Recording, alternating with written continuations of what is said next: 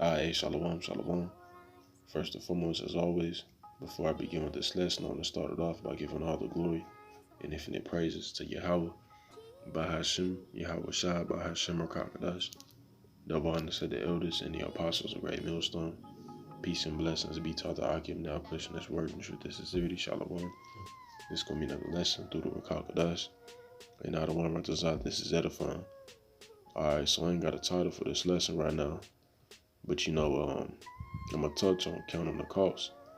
Alright, because as you see in this tweet, this JK put up, I don't know him personally, but he just popped up in my feed, and he mentioned that, he knew this Eve that wasn't the truth, or she knew about the truth, she was a part of it, so to speak, but she had fell out, forsook the Lord because she was afraid of the stuff that was going on, so to speak, right? And that's a prime example of having a weak foundation, right? Because when you're in this truth, man, it's mandatory for you to have a strong foundation, right? It's mandatory because if you don't, hey, you just gonna wither away, man.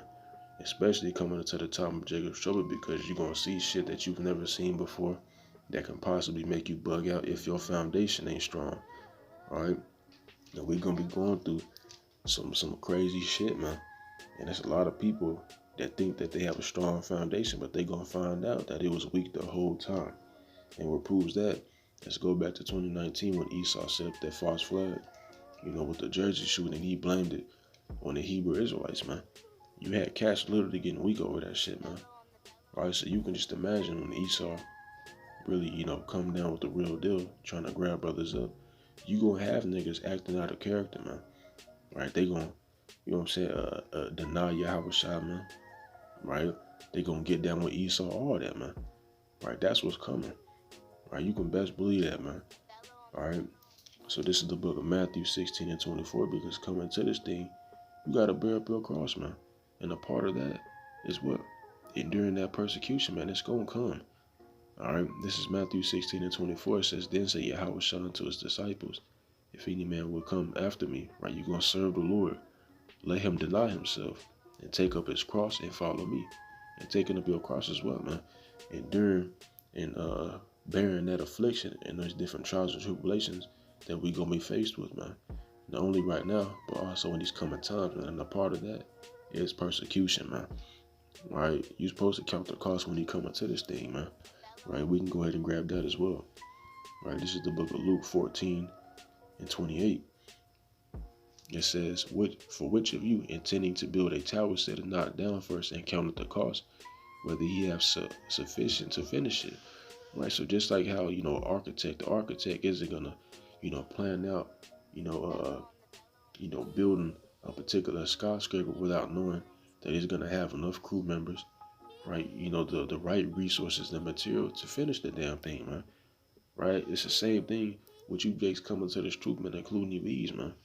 Right? When you come into this thing, you gotta count the cost, man. Right? And counting the cost is also a part of knowing damn well that you're gonna have to face trials and tribulations, man, including persecution, man. All right? And it's only gonna get worse, man. Right? You think she gonna ease up? No, man, it's gonna get worse.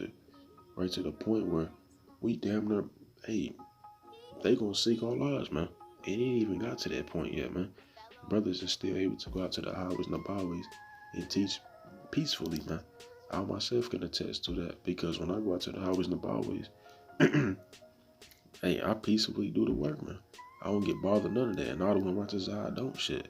Because last thing I want to do is deal with these damn demons. But, if I got to, then, hey, so be it.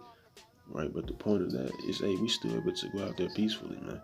Niggas ain't talking about grabbing us up and stoning us and, hanging us and Esau coming in and grabbing us, man.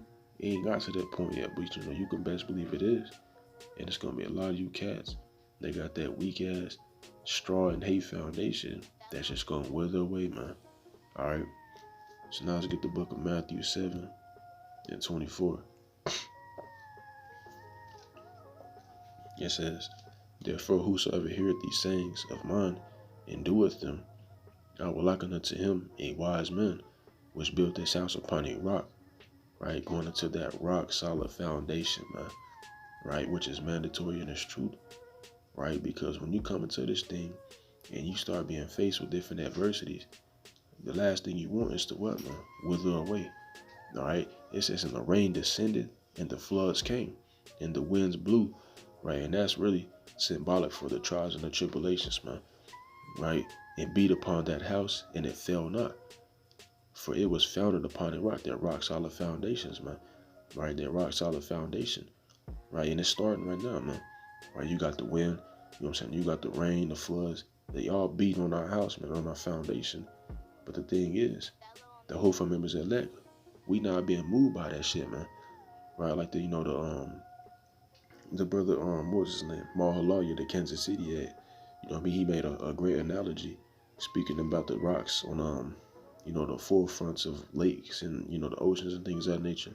When you got them big ass waves hitting against them rocks don't move, man. And that's how your foundation gotta be in this thing, man. Right? No matter what's thrown at you, your ass don't move one bit, man. Right? That's that house being built upon a rock, man. Right? Verse 26 says, and everyone that heareth these sayings of mine and doeth them not shall be likened unto a foolish man which built his house upon the sand. There's a lot of you cats like that, man. Right? You in this truth faking the funk. Right? You on social media acting like you holier than thou and shit, but behind closed doors you wicked as hell, man. Right? And that's you having your house built upon the sand, man. Right? It says, and the rain descended, and the floods came, and the wind blew, and beat upon that house, and it fell, and great was the fall of it. And one thing about that sand, man, is each time that wave rises upon the shore, it brings more and more sand into the ocean, man. Right? And that's you niggas' houses, man. Right? Your house is eventually gonna collapse, man, because them waves and that rain and that wind is beating on your shit, man.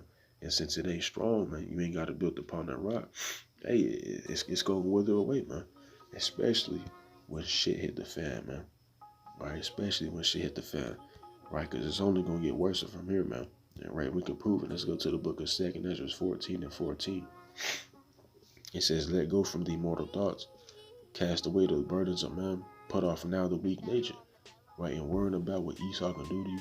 Right? Being scared of the shit that's getting ready to happen. That's a weak nature, man. Right?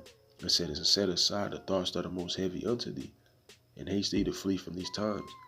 For yet greater evils than those which thou hast seen happen shall be done hereafter.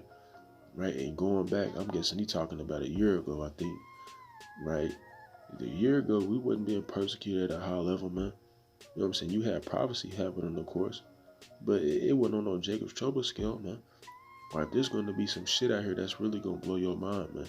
You're going to see people dropping dead, left to right, front to back, man, you're going to see some crazy shit out here, man.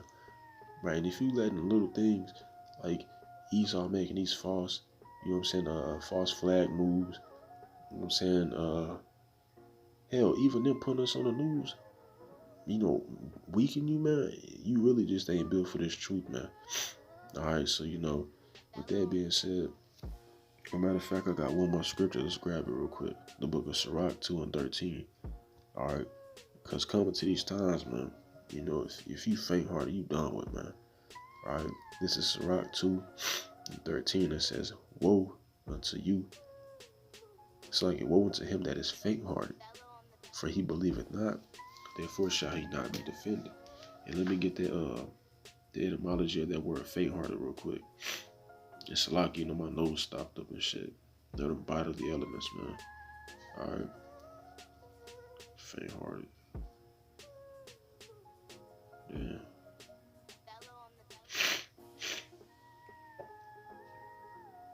Lacking conviction or boldness or courage. Alright. So, hey, man, there's a lot of you cats that really lack courage and boldness in this thing, man. Alright, the scripture says to be what? Bold as a lion in this shit, man. It's like you're not shit, but in this thing, man. Right, coming to these times, hey, you can't fear the stuff that's getting ready to happen, man. You got to be bold, man. Right, a lot of you cats, you faint-hearted, man. Right, when Esau start making that move and you bitch up, you start trying to take matters in your own hand, you gonna be done with, man. That's what the Lord said. Therefore shall he not be defended. Right, you cats that fill out this truth over baby shit, oh, you definitely done, man. All right. So with that being said, that was pretty much all I had to bring out, man.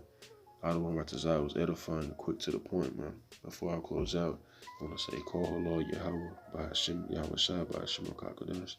With that, I say, Shalom.